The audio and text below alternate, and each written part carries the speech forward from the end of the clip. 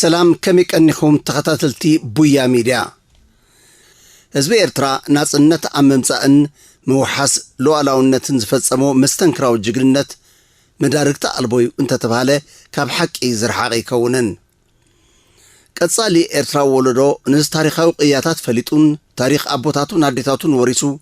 فصام حضر ምእንቲ ክኸውን ነዚ ቀዲሕኻ ዘይውዳቅ ቅያ ኤርትራዊ ጅግንነት እና በርበርካ ከተፍልጦን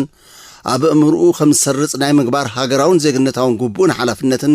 ናይ ዝሕጅብ ህይወት ዘለዎ ወለዶኹም ዝኾነ ዘማታ ኣይኮነን ክንዝኾነ ኣቡያ ሚድያ ታሪኽ ተጋድሎ ህዝቢ ኤርትራ ካብ ባሕሪ ብጭልፋ ዘርእስቱ ቋሚ መደብ ከም ዝጀመርና ዝፍለጥ እዩ ንሎም እምበር መሳይት ዓኑምበር عدنسو زرستو مساتي جigنتاو مستنكر حدا إرتراو من إساي اتزنتو ترخاينا حزنا لكم قريبنا زلنا أدماس نايز مدب نمسفهم انتق حقز نبويا ميديا سابسكرايب شيرن لايك ناقبركم مدباتنا خط كتاتلو بخبري نعدم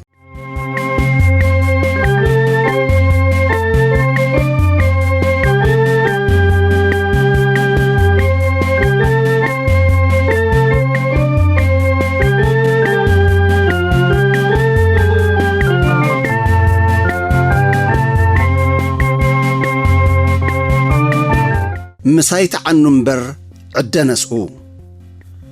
بلؤل قرماي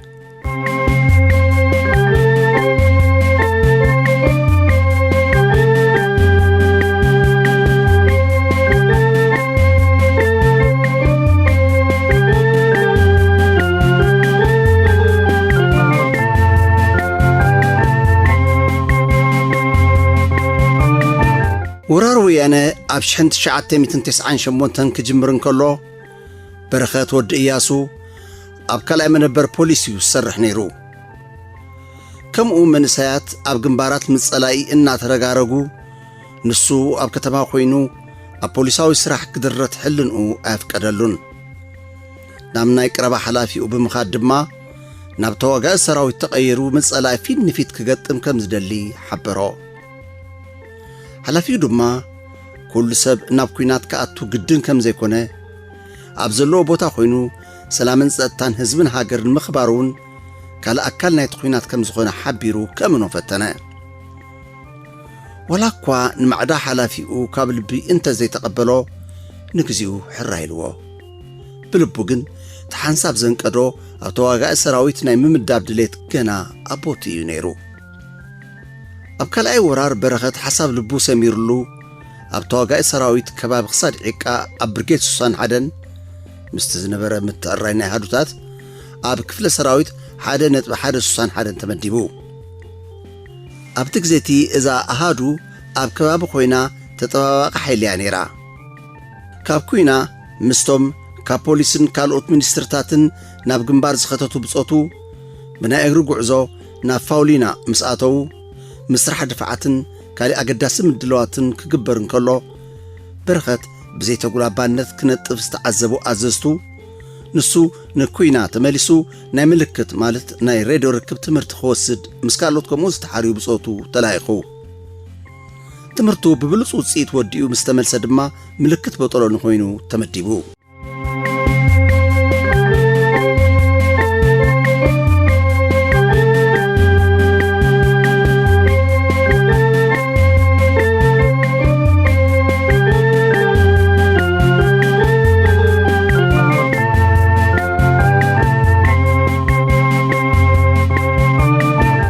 برخت كابو إياسو ولدسلاسن أديو هايمانو تسفتكين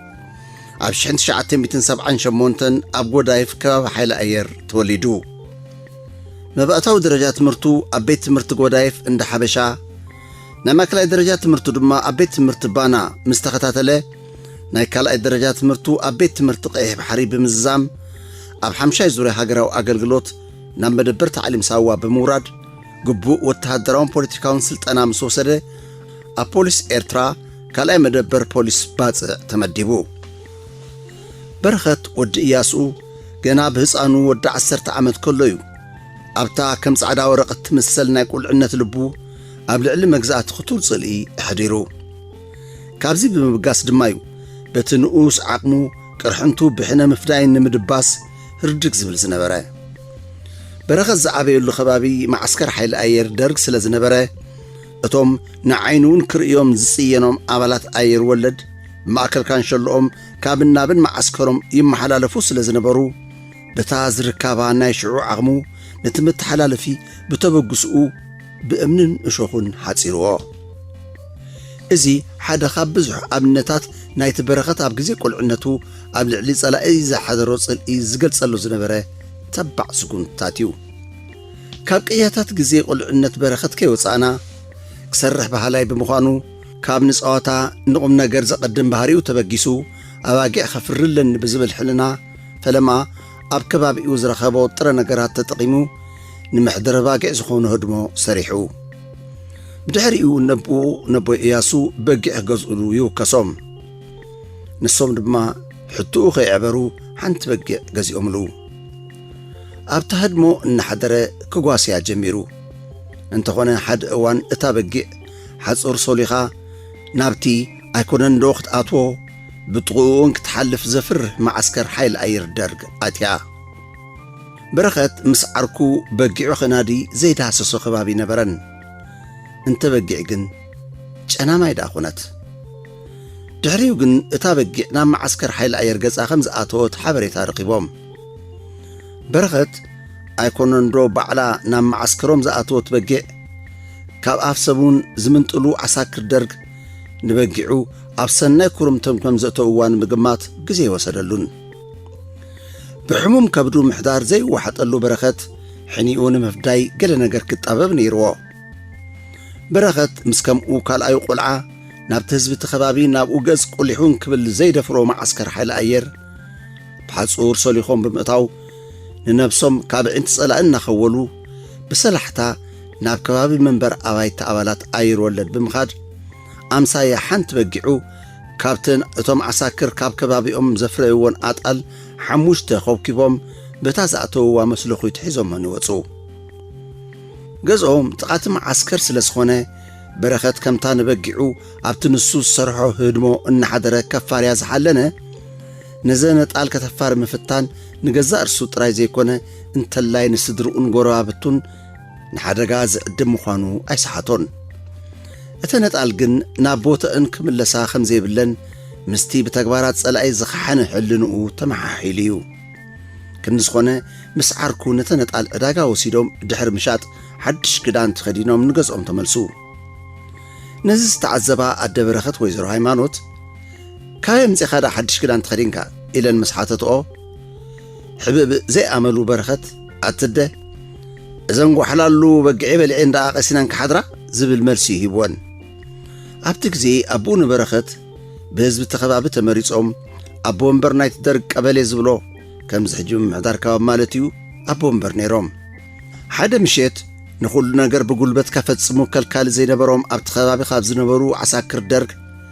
ኣብ ጽምዋ ተሓቢኦም ድሕሪ ምጽናሕ ንኣቶ ኢያሱ ኸቲሮም ብምሓዝ ብብረት ብምፍራሕ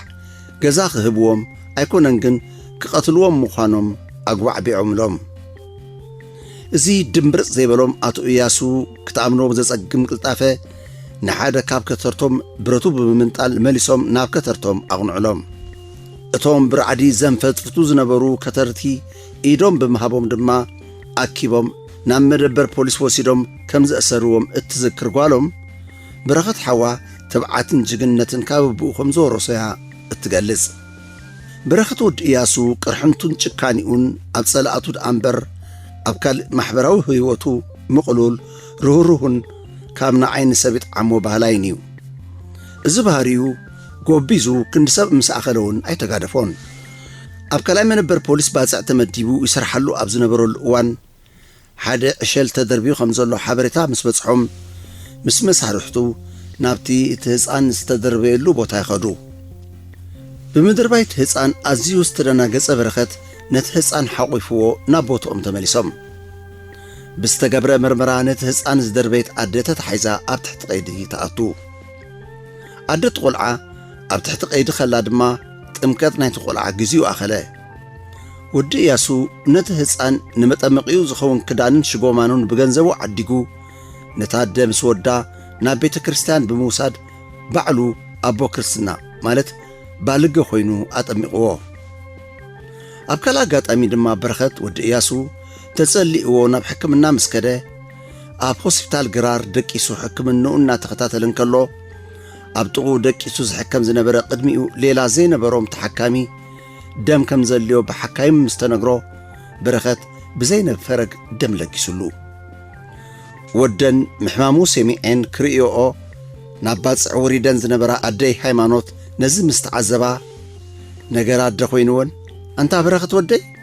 ንባዕልኻ ሓይምካ ኸለኻስ ደም ትልግስ ምስ በልኦ ኣንትደ ንሱ እኳ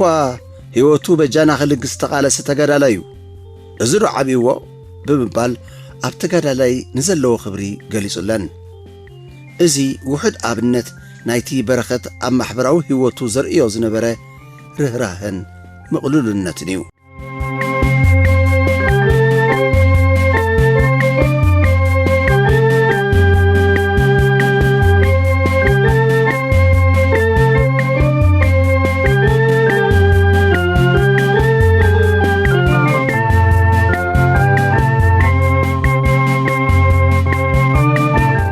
በረኸት ዘለዋ ኣሃዱ ተጠባባቂ ሓይሊ ስለ ዝኾነት ኣብ ሓደ ቦታ ካብ 3 ወርሒ ንላዕሊ ጸኒሓ ኣይትፈልጥን በዚ ድማ ኣሃድኦም ካብ ከባቢ ፋውሊና ብጉዕዞ እግሪ ናብ ከባቢ ዑበል ኣብ ወግሪ መዓር ገና ድፋዕ ዘይተሃንጾ ቦታ እያ ተረኪባ ኣብ ሓፂር ግዜ ብጉልበት ኣባላታ ድፋዓትን መጽለሊ ኣባላትን ሰሪሓ እቲ ስራሕ ድፋዕ ኣብ ተሪር ታባ ስለ ዝኾነ ብውሕዱ መንገዲ 45 ደቂቃ ኬድካዩ ንመስርሕ ድፋዓትን መጽለልን ዘገልግል ኣጉናድ ዝምጻእ ነይሩ እቲ ስራሕ ኣድካም እኳ እንተነበረ ወዲ ኢያሱ ወትሩ ኣብ ኣፉ ዘይፈልያ እንግዳዓ ንፈልሖ እዩ ብእትብል ንህርኩት ባህርያቱ ተንጽባርቕ ምስልኡ ንብጾቱ እናተባብዐ ኣብ ልዕልቲ ብሓለፍቶም ዝተውሃቦም ዕማም እንሓንሳብ ብዘይኣፍልጦ ሓለፍቶም ብተበግስኡ ንብጾቱ ወዲቡ ንኻልኦት ዝደኸሙ እንሓገዘ ልዕሊ ትጽቢት ሓለፍቱ ዝነጥፍ ነይሩ ናይ ድፋዕ ምስራሕ ዕማም ምስ ተዛዘመ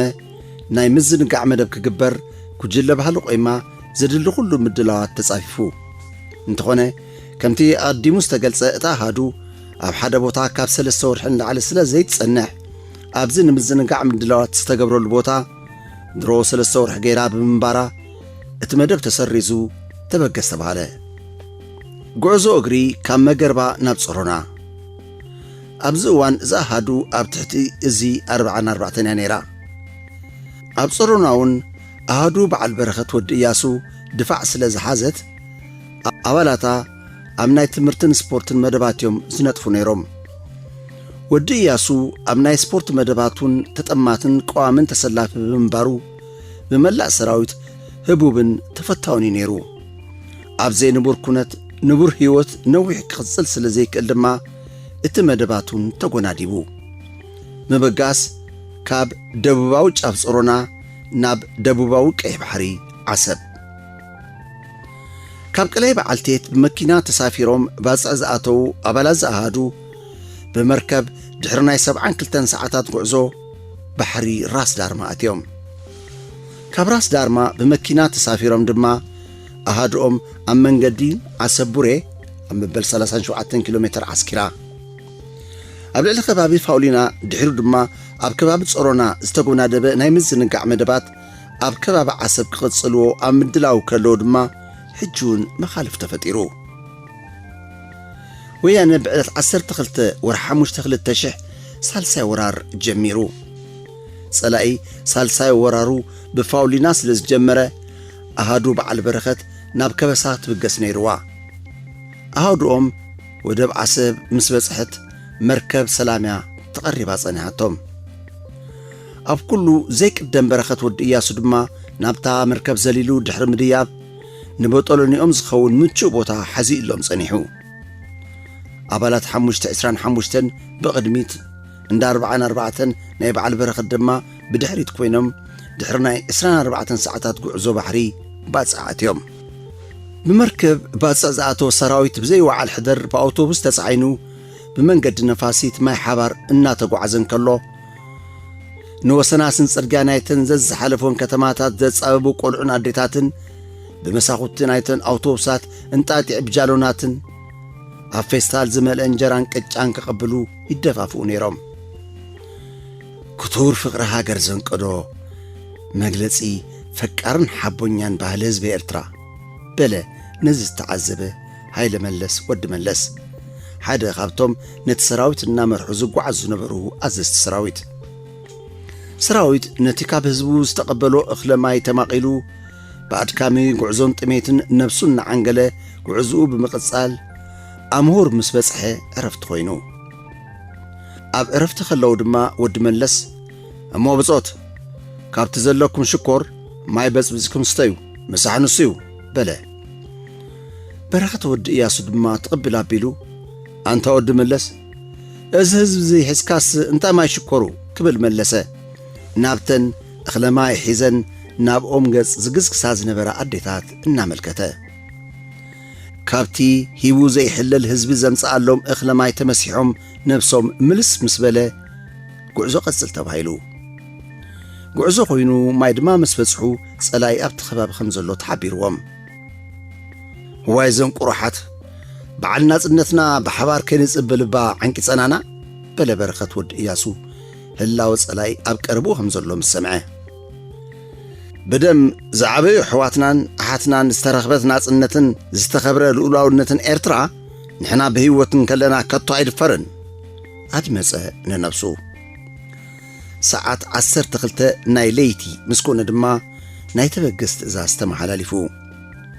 ብሓደ ኣባል ስለያ እናተመርሑ ዕለት 15 ወርሒ 5 2000 ወጋሕታ ኣደባይ ኣትዮም ቁርሲ ምስ ቆረሱ በመብራቕ ዝተቐልቀለት ፀሓይ ንጎ ከተቃጽል ኣብ ዝጀመረትሉ ሰዓት 10 ቅድሚ ቀትሪ ፈላሚ ኩናት ናይቲ ከባቢ ተጀሚሩ። ኣብዚ ግዜ በረኸት ወዲ ኢያሱ ምስ ኤምዳድን ቁጠባን ድሕሪት ክጸንሕ ምስ ተሓበሮ ድሌቱ ምጸላእ ክኳሽ ሓንበር ተዓዛቢ ክኸውን ስለ ዘይነበረ ሕርቃኑ ሰማይ ዓረገ።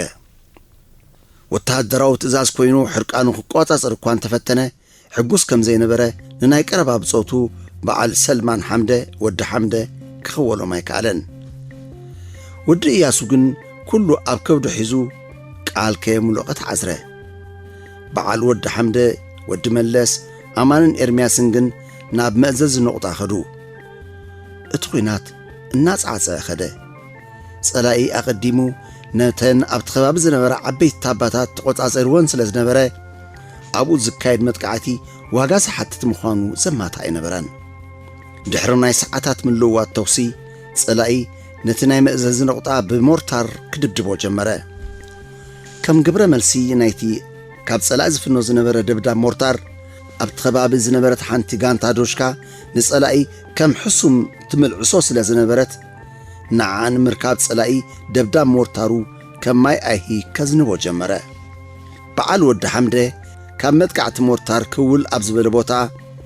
ኣብ ትሕቲ ሓንቲ ገረብ ኮይኖም ስርሖም እናሰላሰሉ ኸለዉ እታ ገረብ ብሞርታር ተሃሪማ። ኣማን ብስኩጆ ርእሱ ተሃሪሙ።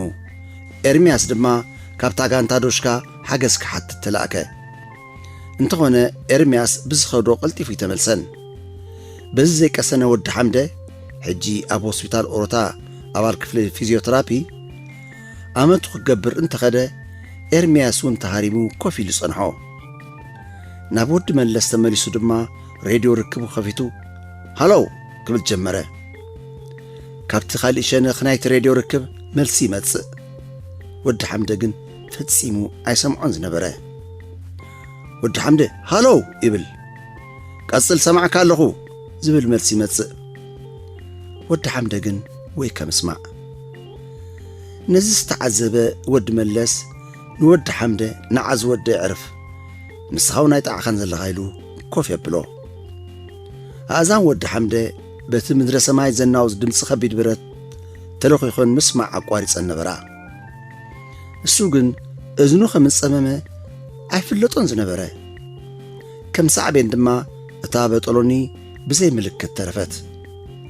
ከምኡ ኢልካ ክቕጽል ስለ ዘይከኣል ድማ ኣብ ጥቕኦም ካብ ዝነበረት ሓይሊ ክልተ ኣባላት ምልክት ማለት ሚካኤልን ሃይለ ሚካኤልን ክትሓጋገዙ ጀመሩ። ንሳቶም መልእኽቲ ይቕበሉ ወዲ ሓምደ በቲ ዝፈልጦ ምስጢራዊ ኮድ ይትርጉሞ። ኣብ ምልክት ዝተፈጥረ ሃጓፍ ንምሽፋን በረኸት ወዲ ኢያሱ ናብቲ መእዘዝ ነቑጣ ክመጽእ ምስ ተነግሮ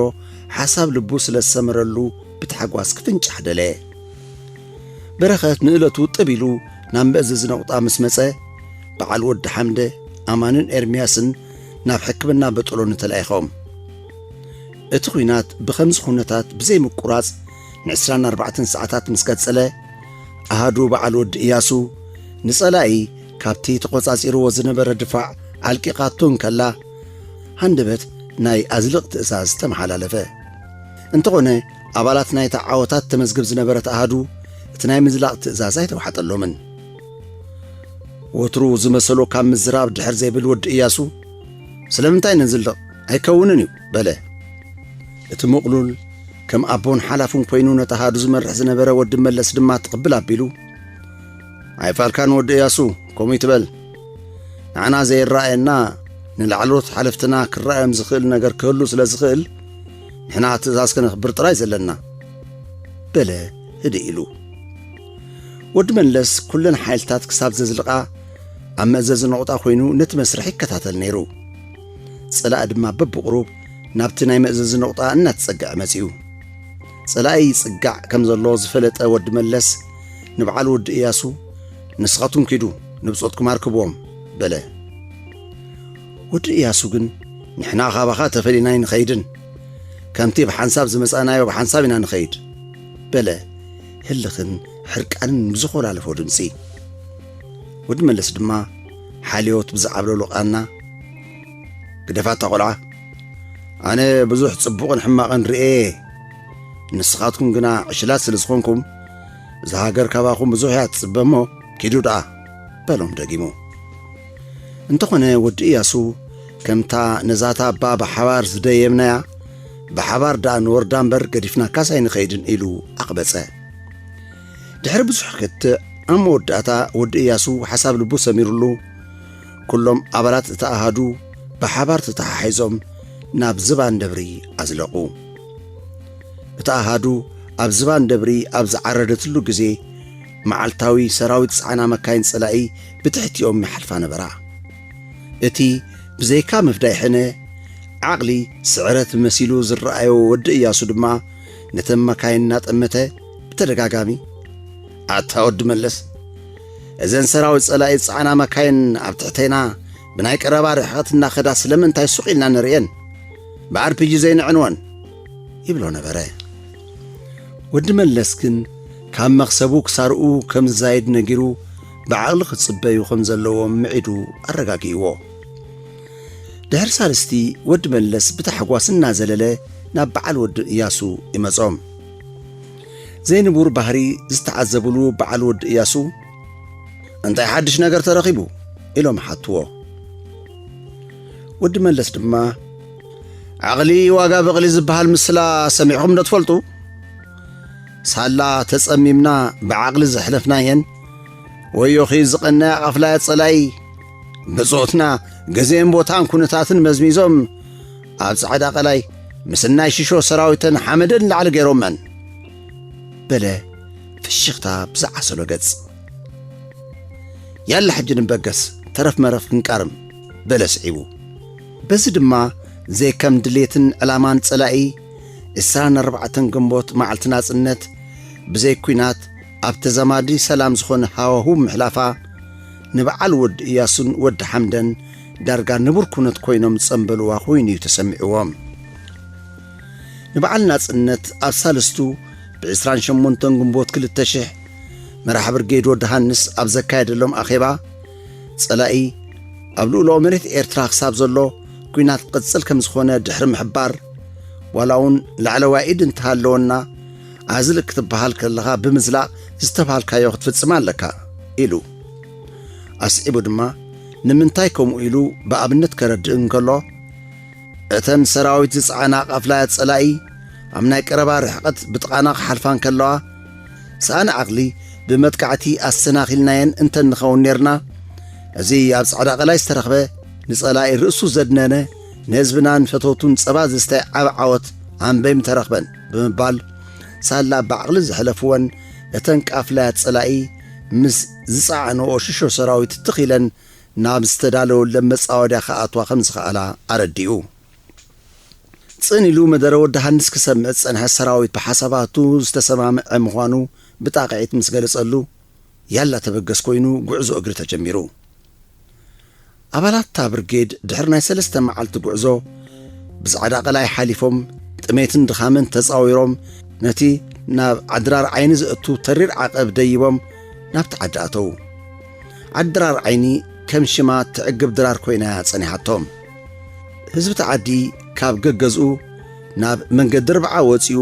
ብእኽለማይ ዓንጊሉ ሞራል ኣስኒቑ ንዓዲ ኋላ ገጽ ኣፋኒዎም ካብ ጻዕዳ ቀላይ ንዓዲ ኋላ ኣዝዩ ቀረባ ምዃኑ ዝተዓዘበ ወዲ ኢያሱ ኣንታ ዘን ሓሳዳት እባ ንዓዲ ኋላ እንድሕሪት ገዲፈን ብሩባ ደይበን በቋራጭ ናብ ኣስመራ ክግስግሳይ ነይሩ ዕላመአን በለ ብምግራም ዕደዳ ንሕና ኸለናስ ኣስመራ ይተረኽበ ዓዲ ኋላ ኣስዓበ ብሓበን ከባቢ ዓዲ ኋላ 3 መዓልቲ ምስ ቀነዩ ኣብ መካይን ተጻዒኖም ጉዕዞ ናብ ኣስመራ ኾነ ብጎዳይ ፋቢሎም ሰዓት 2 ናይ ለይቲ ነስመራ ሰንጢቖም ክሓልፉ ከለዉ በዓል ወዲ ኢያሱ ዝርከቦም ደቂ ኣስመራ ናብ ናይ ተዘክሮ ባሕሪ ጠሓሉ ነዊሕ ከይጸንሑ ድማ ዓዲ ኣቤቱ ምስ በጽሑ ከካብ ዝጠሓልዎ ተዘክሮ ወፂኦም ናብ ንቡር ወታደራዊ ዓለሞም ኣተዉ ጉዕዞ ቀጺሉ ኣብ ቁርደት ቁርብ ዕረፍቲ ምስ ገበሩ ሳዋ ኣትዮም ካብ ሳዋ እንድሓር ኣብ ዝነበረ ጉዕዞ ናይ ሬድዮ ርክብ ስለ ዝተጀመረ ወዲ ኢያሱን ወዲ ሓምደን ኣብ ምድብ ስርሖም ክነጥፉ ጀመሩ እንተኾነ እታ ንሳቶም ተሳፊሮምላ ዝነበሩ መኪና ብምብልሻዋ ናብ ቦጥ ደይቦም ኣብ ልዕሊ ቦጥ ኮይኖም ክጓዓዙ ግድን ነበረ ኣብ ሓንጎሎም ዘዝመጻሎም ሓሳባት እናገማድሑ ናብታ ኣብቲ ግዜ ድሕሪ ስትራቴጂካዊ ምዝላእ ሰራዊትና ጸላኢ ዓስኪሩላ ዝነበረት ተሰነይ ኣንፈቶም እዮም ብስቕታ ዝጓዓዙ ነይሮም ስምዖንዶ ሰልማን በለ ወዲ ኢያሱ ነቲ ስቕታ ብምስባር ናብ ወዲ ሓምደ ገጹ ብምጥማት ካብ ወዲ ሓምደ ናይ ሰምዓካ ኣለኹ ቋንቋ ምልክት ምስ ተዓዘበ ድማ ወዲ ኢያሱ ናብ ተሰነይ ገጹ እናማዕደወ እዚ ብማዕዶ ንሪኦ ዘለና ጎቦታት እንታይ ዝብል ዘሎ ኮይኑ ይስምዓካ ዝብል ድቦላ ሕቶ ኣቕረበሉ ነቲ ሕቶ ብዙሕ ግዲ ዘይገበረሉ ወዲ ሓምደ ድማ ክላእ እስኻ ድማ ስእልከ ኢኻ ክብል መለሰሉ እንተኾነ ወዲ ኢያሱ ሓቀየ ሰልማን ዓርከይ ቀዊልካ ሞጥምቶ ኣፋ ውፂኡ ዝዛረብ ዘሎ ዝመስል ክብል ደገመሉ ሰልማን ድማ ብዘረባ ወዲ ኢያሱ ተመሲጡ ናብቲ ጎቦታት ከማዕዱ ጀመረ ከምቲ ወዲ ኢያሱ ዘስተባሃለሉ እቲ ጎቦታት ደበናታት ከባቢ ተሰነይ ስለ ዘንጸላለዎ ካብቲ ንቡር ትርኢቱ ጸሊሙ ይርአ ነበረ እንታይ ተዓዚብካ ሓተተ ወዲ ኢያሱ ካብ ወዲ ሓምዳን እዚ ትብሎ ዘለኻ ጎቦታት ጸሊሙ ይረአየኒ ኣሎ ዝብል መልሲ ዝረኸበ ወዲ ኢያሱ ኣስዕብ ኣቢሉ እዋ ሓቅኻ ኢኻ እዚ ጎቦታት በጃኹም ካብ ጸላኢ ኣድሕኑኒ እዩ ዝብል ዘሎ በለ ብሓውሲ ነድሪ ብሕሙም ልብኻ ዘይምቕሳን ባህሪኡ ዘንቀሎ ናይ ሕል ምፍዳይ ነድሪ ጉዕዞ ኣብ ልዕሊ ቦጥ ቀጺሉ ኣለቡ ምስ በጽሑ ከባቢ ሰዓት 4 ድሕሪ ቀትሪ ዕረፍቲ ተባሃለ ኣብ ዕረፍቲ ከለዉ ድማ እቲ ከም ኣቦን ሓላፍን ኮይኑ ዝኣልዮም ወዲ መለስ ኣኼባ ብምግባር ሰምዑ ብጾት ተሰነይ ኣብ ትሕቲ ጸላእ ከም ዘላ ድሮ ኹላትና ንፈልጦ እዩ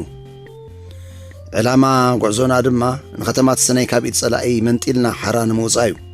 በለ ኣስዒቡ ናይ ወገን ሰራዊት ዓጢቆ ዘሎ ዓይነትን ብዝሕን ኣጽዋር ምስናይ ወሃብ ደገፍ ብዝርዝር ድሕሪ ምብራህ ክሳብ ናይ 0 ሰዓት ዝኣክል ናብ ጸላእ ገጾም ክጽግዑ ምዃኖም ሓቢሩ ናይ ተበገስ መልእኽቱ ኣመሓላለፈ ኣብቲ ግዜ ወዲ ኢያሱ ከብዱ ሓሚሙ ይቕንዞ ስለ ዝነበረ ነዚ ዝተዓዘበ ወዲ ሓምደ ዋላ እኳ ንዘይተጻዓድነት ባህሪ ወዲ ኢያሱ ኣዳዓዲዑ እፈልጥ እንተነበረ ምሕማሙ ካብ ዝፈጠረሉ ምድንጋጽ ተበጊሱ በረኸት ሃይምካ ስለ ዘለኻ ንወዲ መለስ ክንሕብሮ ብሎ እናተሰከፈ ወዲ ሓምደ ካብ ዝፈርሖ ኣይወፀን ዘረብኡ ኸይወድአ ወዲ ኢያሱ ከም ሓራት ነብሪ ተወርዊሩ ክጥሕሮ ደለየ نتسني بينكم حرات وصوا قدما ነገር ንስኻ ብዘይ ኣነ ኣብ ምልክት በይንኻ ኢኻ ትከውን ስለዚ ኣይከውንኒ ጥራይ ዘይኮነ ኣይሕሰብን እዩ ብምባል نقزي بالمرقز يغلس ألو أسعيبو دما سمع ود حمد نفسي إذا تقنزون نزل خبدي توق من السمعت كتقرفني سلزخونت صودا بليلو سلزد عاسو كعزقهم بحبار كتسيلهم ناي 0 ساعات قدم مخالو صلاي كابت زنبرو بوتا نقدميت قريب يصنيحوم بس دما بزيكا قرب كالي مخول أبزي بلو سطح قول كلو هندبت تخص تجميرو ود إياسو كاب ود حمد فنتتيلو أم ناي ريدو ركب مسرحن كلو زراعي أو عساكر بستوكو سالو RPG تاريمو ودقه نتي هندبتاو كونات نمت الراي نداغماي ودابه اتاهادو ندحريت كملست عزيزا ود حمده نابت تاريمو زودقه بصاي ود إياسو غصونا خدن كلو دما نسون أب إجرو تهاريمو أسر بصاي ود إياسو سعيبو ودقه أبز جزي كود ناي راديو مالت مستراو مفتح راديو ركب مسود حمده اتا راديو ركب بعد عدما مسود إياسو ينيران أفيتوم زأسر بعالكج حرمو وتهدر صلائي من كسغاس كالأم ود إياسو ود حمده نابو جز يقرب كم زلو مسرعيو بإيدو نامل كتخ من لسحبرو كونتات كم زيك رعوز تعذبه ود إياسو كداخم بزجمر دمسي نود حمده بومبا لكادو كبل توكسو ود حمده دما أبعدكو حانت بومبا خمزلاتو نغرو أسعيبو ود إياسو سالمان عركي كمزات رئيني أنا سرر مثل ننزلو مسواتي جغن النتيو حدر زبلكاقن راديونان كودنان أبيد سلاخي أتو تتنقق بمبال تمحصنو بقانزا إنا تسحاقه ود حمدون كمو كانزا أقرو تتصاويرو سن بمنكاس كأسنا جخا بفتصوم أبيد سلاي أي كأتوانين كبل ملسلو أب كربار حقد خوينو زعزب زنور بصايم درار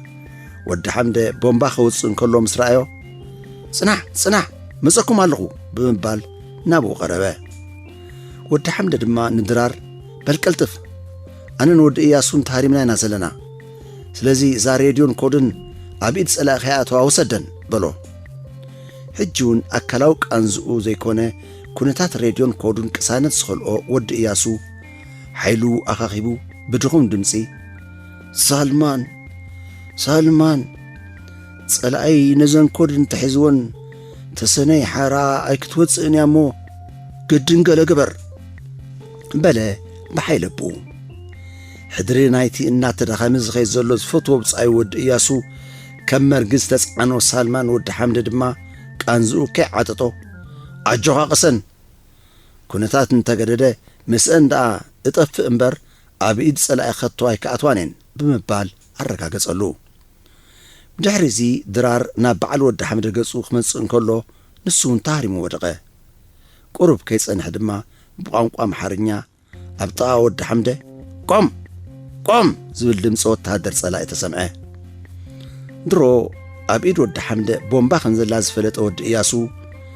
رأسو ناب صلاة قصو بمقنع بالو كل تداي قزي خيوسد دما ود حمده نتأنكو بومبو فتيحو تربيا اتي كج حرمو حزو تكالزو علم وتهدر صلاة دما هتامو تفقه بزيز تتبابع ود إياسو نود حمده بالكلتف حجيس كان وصع برو ود حمده دما مغادس كخيدي قدم جن قصرها خاسرلكا بمبال كتنسق فتنه انتخونه اتن سالمان سغا مسيلو زنبره موغاتو عصم السبره بمبارو أبراغو طيلمنو أبزلو ودقه أبكم سخونتات داغمو ودابه زغبره تهادوم እናት ቃት ስለዘርከበት እታ በዓል ود إياسون ود حمدن هيوتهم كوفيولا زمحالولا راديو مسكودا أبيد صلاي كم اتاو دحنن سلامون استبهاله ود أهادوم نود حمد تسكيمو أوصيون كونتات ود إياسو قبول بوز قبرو ود حمده نتسكيمو زوصو سلامون ود إياسو قبل حاتتو سلامون دما دحان كالوت كوصوهم يم بمبال ملسلو أب حكمنا مسبصح جن ود حمده نود إياسو كرخوي كالن اتي بهصانتو خلو نمنبر ገዝኡ بحصرن امنن كاوتادرات صلا استخلاخل ود إياسو ነዛ ሓላል ሃገር ክወርር ካብ ዘንቀደ ጸላኢ ብደሙ ንዕጽምቱን ሓጹር ብምዃን ዕለት 5 ወርሒ 6 2000 ሰዓት 5 ወጋሕታ በጃ ህዝቡን ሃገሩን ተሰዊኡ። ተራኺ ሰልማን ሐምደ ሙባረክ።